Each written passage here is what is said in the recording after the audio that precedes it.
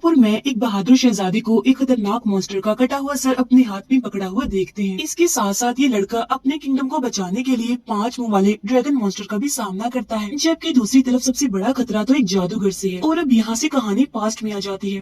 एक रात घने जंगल में एक जादूगर जिसका नाम लिजार होता है, वो एक मेडन यानी एक अनमैरिड लड़की को जंगल में लेकर आता है और उसके हाथ पांव को बांध देता है। वो जादूगर लिजार इस लड़की को यहाँ इसीलिए लाया था ताकि वो 2 मून्स की मिलने वाली रात को इस लड़की से शादी कर ले और फिर उनका जो बच्चा पैदा होगा वो सारे किंगडम्स को हरा देगा, जिसकी वजह से जादूगर लिजार पूरी दुनिया पर राज करेगा। और ये रात भी 2 मून्स की मिलने वाली रात थी और ये उसके लिए एक अच्छा मौका था। लेकिन तभी वहाँ पर एक किंगडम का प्रिंस पहुँच जाता है जिसका नाम फेबियस होता है और वो इस जादूगर को तीर मार कर उसे हरा देता है। फिर वो प्रिंस और उसके सारे सोल्जर्स उस मेडन को सही सलामत आजाद कर लेते हैं। इसके बाद हमें बताया जाता है कि ये कहानी 100 साल के बाद रिपीट होती है और अब सीन चेंज होकर आता है सीधा 100 साल के बाद, जहाँ पर हमें किंगडम दिखाया जाता है जहाँ पर किंग के 2 बेटे होते हैं। एक का नाम होता है फेबियस और एक का नाम होता है थेडियस। फेबियस वही जिसने लिजार को हराया था और यहाँ पर हम फेबियस के बारे में और ज्यादा जानते हैं। फेबियस गुड लुकिंग होने के साथ साथ एक काफी बहादुर प्रिंस है क्योंकि उसने बहुत सारी वॉर्स जीती है। लेकिन इसके मुकाबले में उसका भाई वैसा नहीं होता जैसा कि फेबियस होता है, वो उसके बिल्कुल ऑपोजिट होता है। इसीलिए सभी लोग फेबियस को काफी पसंद करते हैं लेकिन थेडियस को कोई पसंद नहीं करता। यहाँ तक कि किंग भी उससे बहुत नालायक समझते हैं और वो समझते हैं कि वो तो बिल्कुल बेकार इंसान है। एक दिन हम देखते हैं कि फेबियस अपनी एक और जंग जीतकर किंगडम वापस आता है। असल में यहाँ पर फेबियस ने किसी और को नहीं बल्कि जादूगर लिजार को हराया होता है और वो जादूगर के एक साथी का सर भी काट कर अपने साथ सबूत के तौर पर लाया होता है। यहाँ पर जादूगर लिजार की उसे डिफीट की बात हो रही है जिसे हमने मूवी के स्टार्ट में भी देखा था। फिर फेबियस वो कटा हुआ सर सबको दिखाता है क्योंकि लिजार उनका बहुत पुराना दुश्मन भी होता है और वो हमेशा ही उनके किंगडम को नुकसान पहुंचाने में लगा होता है। अब फेबियस की इस बहादुरी पर सब लोग उसकी बहुत तारीफ करते हैं। दूसरी तरफ थेडियस को किंग ने जो काम दिया होता है वो उसमें कामयाब नहीं होता, इसी वजह से वो काफी अपसेट होता है। फिर फेबियस वहाँ पर मौजूद लोगों को स्पीच देता है। इन सब चीजों से थेडियस को थोड़ा बुरा भी फील होता है। अब यहाँ पर फेबियस उस मेडन को भी अपने साथ लाया होता है जिसे कि उसने बचाया था। वो मेडन बहुत खूबसूरत होती है। फेबियस उसे अपने फादर यानी किंग से भी मिलवाता है और फेबियस उसकी बातों से काफी इम्प्रेस होकर उसे पसंद करने लगता है। इसी वजह से वो उसे शादी के लिए प्रपोज कर देता है। खाने के दौरान फेबियस थेडियस की भी काफी तारीफ करता है। वो उसे काफी मोटिवेट भी करता है कि तुम जो चाहो कर सकते हो, तुम्हारे अंदर भी वो एबिलिटीज पाई जाती हैं जो मेरे अंदर है। अगले दिन थेडियस फेबियस के एक नाइट की बातों को सुन लेता है जो कह रहा था कि थेडियस बहुत ही बुज़दिल और बेकार इंसान है, साथ साथ वो बेवकूफ भी है और वो ये डिजर्व ही नहीं करता कि वो किंग बने, वो किंग बनने के लायक है ही नहीं। ये सुनकर थेडियस को और ज्यादा बुरा लगता है और उसे काफी गुस्सा भी आता है। इसीलिए वो नाराज होकर पैलेस से चला जाता है। उधर पैलेस में फेबियस की शादी का फंक्शन चल रहा होता है जहाँ पर फेबियस थेडियस का काफी इंतजार करता है। लेकिन जब वो वापस नहीं आता तो किंग फेबियस से कहते हैं कि वो फंक्शन को और लेट ना करे। इसी वजह से फेबियस उनकी बात मान लेता है। लेकिन तभी वहाँ पर आ जाता है उनका सबसे बड़ा दुश्मन, वही जादूगर लिजार, यानी वही जादूगर जिसे मूवी के स्टार्ट में फेबियस ने हराया था। और वो यहाँ पर फिर से उस मेडन को लेने आया है क्योंकि जैसा कि मैंने आपको बताया था कि उस जादूगर को उस मेडन की जरूरत है। अब यहाँ पर लिजार उन लोगों पर हमला कर देता है और अपने जादू से वो उस मेडन को अपने साथ ले जाता है। और अब किंग थेडियस को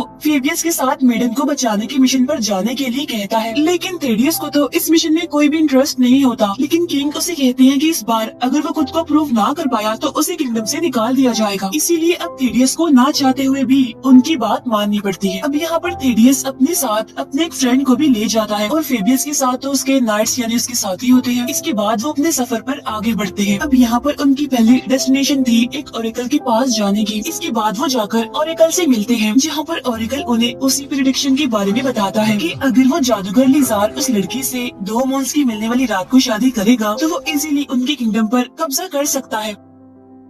तो फेबियस उससे पूछता है तो फिर अब हमें क्या करना चाहिए। तो वो ओरेकल उन्हें एक मैजिकल ब्लेड के बारे में बताता है जो कि एक यूनिकॉर्न की हॉर्न यानी सींग से बना होता है। उसकी हेल्प से वो लिजार को इजीली हरा सकते हैं। लेकिन उस ब्लेड को ढूंढना आसान नहीं है क्योंकि उसको एक बहुत ही खतरनाक जगह पर छुपाया हुआ है। इसीलिए उन्हें काफी ध्यान रखकर काफी संभल कर वहाँ पर जाना होगा। साथ ही साथ वो ओरेकल उन्हें एक मैजिकल कंपास भी देता है जो कि उन लोगों को उस जगह तक ले जाने में उनकी मदद करेगा। एनीवे वो सब लोग वहाँ से निकल कर आगे बढ़ते हैं। काफी दूर जाने के बाद वो एक जगह पर कैंप लगाते हैं। लेकिन तभी हम देखते हैं कि फेबियस के आदमियों में से एक बूढ़ा आदमी भी है जो कि उन लोगों से छुपकर एक जगह पर कुछ स्पेल्स को पढ़ने लगता है, जिसकी वजह से वहाँ पर एक आदमी का शैडो बन जाता है। और ये शैडो किसी और का नहीं बल्कि उसी जादूगर लिजार का था। यानी इसका मतलब ये है कि ये बूढ़ा आदमी यानी जो कि फेबियस का साथी है वो असल में लिजार के लिए काम करता है, उसके साथ मिला हुआ है और वो लिजार को अपना मास्टर कहता है। यहाँ पर लिजार उस बूढ़े आदमी को ऑर्डर देता है कि तुम फेबियस को जल्दी से मेरे पास ले आओ ताकि वो भी तो ये देखे कि मैं उसकी होने वाली वाइफ के साथ क्या करने वाला हूँ। अब ये सब कुछ वहाँ पर खड़ा हुआ थेडियस का फ्रेंड सुन भी लेता है और देख भी लेता है, इसीलिए वो उन दोनों भाइयों यानी फेबियस और थेडियस को इस बारे में जाकर बताता है। लेकिन वो बूढ़ा आदमी फेबियस का खास आदमी था, इसीलिए फेबियस उस पर बहुत बिलीव करता था। इसीलिए फेबियस खुद उसके पास जाकर उसे मिलता है और इस बारे में पूछता है। लेकिन यहाँ पर वो बूढ़ा आदमी भी इस बात से इनकार नहीं करता और कहता है कि मैं लिजार के लिए काम करता हूँ क्योंकि वो तो मेरा मास्टर है। फिर वो उन लोगों को अपने मैजिक से डिस्ट्रैक्ट करके वहाँ से भाग जाता है। लेकिन यहाँ पर थेडियस का फ्रेंड उसे पकड़ लेता है और वो लोग उसे कैंप में ले आते हैं। अब कैंप में आने के बाद फेबियस को एक और शॉकिंग बात पता चलती है कि उसका राइट हैंड यानी जो कि उसका एक वफादार आदमी था वो भी लिजार के साथ मिला हुआ है। वो फेबियस को बताता है कि लिजार ने बाकी सबको मारने और तुम्हें कैद करने का हुक्म दिया है, इसीलिए वो अपने नाइट्स को ऑर्डर देता है फेबियस के साथियों को मारने का। लेकिन वो सब किसी न किसी तरह करके वहाँ से भागने में कामयाब हो जाते हैं, जहाँ पर वो सभी लोग कैरेज की मदद से भाग रहे होते हैं और इसी दौरान उन लोगों की आपस में बहुत फाइट होती है। लेकिन फिर भी किसी तरह ये खुद को बचाने में कामयाब हो जाते हैं। और जब ये बात लिजार को पता चलती है तो उसे बहुत गुस्सा आ जाता है। अब क्योंकि ये लोग काफी थक जाते हैं इसीलिए ये जंगल में एक जगह पर रुक जाते हैं, जहाँ पर फेबियस का पेट क्रो उसके पास आता है, जहाँ पर फेबियस उसके थ्रू अपने फादर यानी किंग को मैसेज भेजता है कि नाइट्स यानी हमारे साथियों ने हमारे साथ ही धोखा किया है, इसीलिए अब किंग उनकी मदद करने के लिए उनके लिए आर्मी भेजे जिनकी मदद से वो लिजार से फाइट कर सके और उसे हरा सके। अभी वो लोग थोड़ा आगे बढ़ते ही हैं कि तभी उनके सामने एक लड़की आ जाती है। अब अकेली लड़की को इतने सुनसान जंगल में देखकर वो लोग काफी हैरान होते हैं। लेकिन इससे पहले कि फेबियस उससे ये पूछता कि वो यहाँ पर क्या कर रही है, वहाँ पर जंगली कबीले के लोग आकर उन्हें पकड़ लेते हैं। उस कबीले का लीडर काफी जालिम इंसान था और वो उन लोगों को एक काफी बड़े और अजीब तरह के जानवर के सामने फेंक देता है। वो जानवर काफी खतरनाक और डरावना था और उसके 5 सर थे। वो जानवर फेबियस को काट लेता है। तब थेडियस के दोस्त को उसका जहर सक करके निकालना पड़ता है और तभी यहाँ पर बड़ी मस्त स्टाइल से एंट्री होती है एक वॉरियर की, जो कि बहादुरी से उस जानवर का मुकाबला करते हुए उसे मार डालती है। बाद में पता चलता है कि वो वॉरियर असल में एक लड़की है और इसका नाम इजाबेल होता है। असल में इजाबेल के फादर को इस जंगली कबीले के लीडर ने मार दिया था, इसीलिए इजाबेल यहाँ पर बदला लेने आई थी उससे अपने फादर की मौत का, और इसीलिए वो उस लीडर को मार डालती है और इस तरह से उन लोगों की जान बच जाती है और वो लोग अपने सफर पर आगे बढ़ते हैं। अब यहाँ पर उन्हें पता चलता है कि इजाबेल को उस मैजिकल ब्लेड तक पहुँचने का रास्ता पता है, जिसके बारे में ऑरेकल ने उन्हें बताया था। इसी वजह से इजाबेल उनकी मदद करने के लिए तैयार हो जाती है। यहीं पर हम नोटिस करते हैं कि थेडियस इजाबेल की तरफ अट्रैक्ट होने लगता है और रात के टाइम थेडियस का दोस्त और फेबियस जब कहीं पर जाते हैं तो उन दोनों यानी थेडियस और इजाबेल में बातें होने लगती हैं, जहाँ पर थेडियस इजाबेल को अपने सफर के बारे में बताता है। अब बातों ही बातों में वो उसे उस कंपास के बारे में भी बता देता है। नेक्स्ट मॉर्निंग जब फेबियस वापस आता है तो वो देखता है कि थेडियस तो सो रहा है और ढूंढने पर उसे वो कंपास नहीं मिलता। इसके बारे में वो थेडियस से पूछता है, लेकिन थेडियस को कंपास का पता ही नहीं होता। साथ साथ इजाबेल भी वहाँ से गायब थी। अब फेबियस थेडियस की इस बेवकूफी की वजह से काफी गुस्सा होता है और काफी डिसअपॉइंट भी, लेकिन वो इस बात को भुलाकर आगे बढ़ने का फैसला करता है और बड़ी मुश्किल से इतना लंबा सफर तय करने के बाद फाइनली वो अपनी मंजिल तक पहुँच जाते हैं।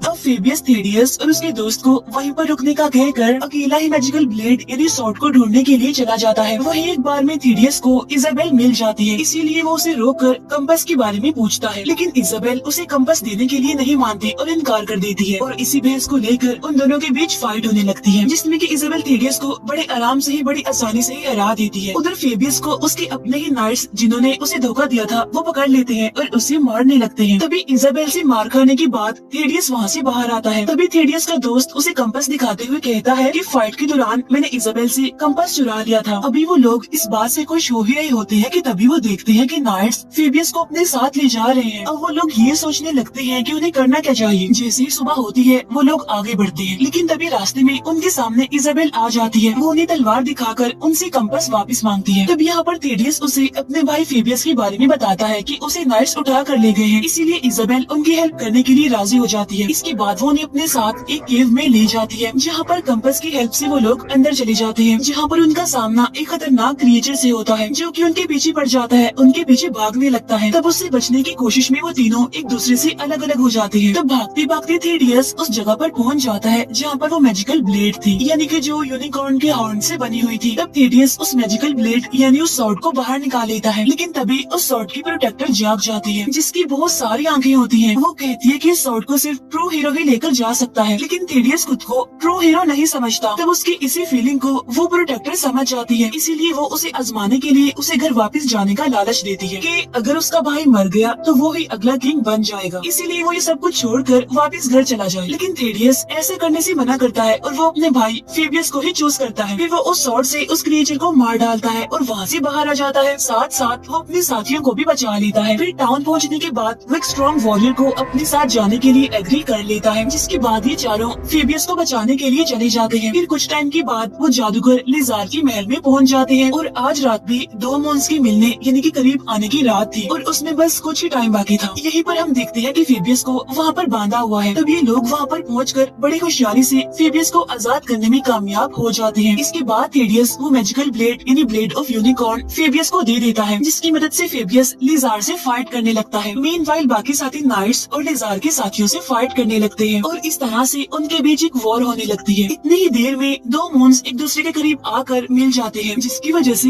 लिजार की पावर्स और ज्यादा स्ट्रॉन्ग हो जाती है। लेकिन तभी फेबियस बड़ी समझदारी से ब्लेड ऑफ यूनिकॉर्न की मदद से लिजार को जान से मार देता है और इस तरह से वो उस मेडन यानी फेबियस की होने वाली वाइफ को बचाने में कामयाब हो जाते हैं। अब सब कुछ खत्म होने के बाद इजाबेल के भी वापस जाने का टाइम हो जाता है, इसीलिए थेडियस बहुत उदास था। इजाबेल भी उसे कहती है कि मैं भी हमेशा तुम्हें याद रखूंगी, कभी भी नहीं भूलूंगी। इसके बाद दोनों हीरोज यानी फेबियस और थेडियस वापस अपने किंगडम आ जाते हैं और पूरा किंगडम उनके जीतने पर, उनकी वापसी पर खुशियाँ मना रहा था। साथ साथ वो खुद भी काफी खुश थे। किंग भी थेडियस की बहादुरी पर काफी खुश थे कि उसने खुद को प्रूव करके दिखा दिया है और थेडियस भी बहुत ज्यादा खुश था। इसके बाद फेबियस और उस मेडन की शादी हो जाती है। फिर कुछ दिन बाद थेडियस जब रात को अपने रूम में अकेला होता है तब उसे वहाँ पर किसी की प्रेजेंस का एहसास होता है, जो कि और कोई नहीं बल्कि इजाबेल होती है। वो थेडियस को बताती है कि मैं आज तक तुम्हें नहीं भूली और मैंने तुम्हारे बारे में सोचना भी कभी नहीं छोड़ा। थेडियस भी उसे वहाँ पर पाकर बहुत खुश होता है। यहाँ पर इजाबेल थेडियस को अपने कर्ज के बारे में बताती है कि मुझे एक विच ने कर्ज दिया हुआ है कि मैं किसी के साथ भी रिलेशनशिप में नहीं आ सकती और उस विच को मार कर ही हम दोनों एक हो सकते हैं। अब इजाबेल अकेले भी उस विच को मार सकती है, लेकिन वो चाहती है कि थेडियस भी उसके साथ चले। तब थेडियस उसके साथ जाने के लिए एग्री हो जाता है। इसके बाद उनका सफर शुरू होता है और इसी के साथ ही ये मूवी यहीं पर एंड हो जाती है।